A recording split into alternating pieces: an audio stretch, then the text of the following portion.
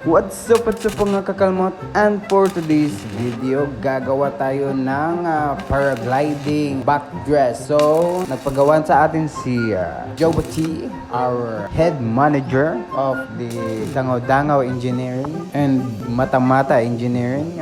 At yan po, sinusukat po natin yung hawakan ng ating backdress paragliding.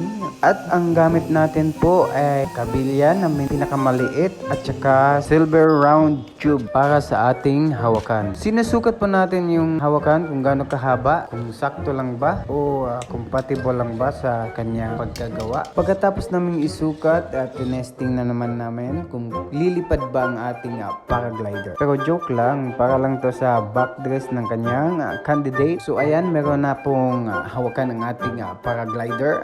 Pwede na tayong lumipad sa ere at magliliwaliw sa ulap. At yan, tapos na po ang ating base. So lalagyan pa natin yan ng tela para makalipad na si Darna. Hinahawakan pa sa likod ng ating paraglider kasi wala pa tayong belt pang steady dyan. Gagawan pa yan ng belt sa likod para fit and steady. So abangan nyo yung finished product nito. Kaya kung hindi ka pa nakapag-follow, baka naman.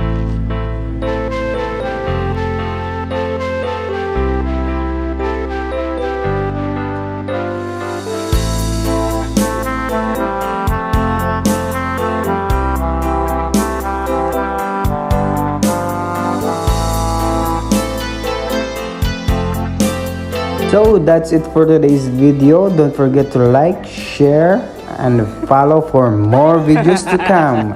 Vavu!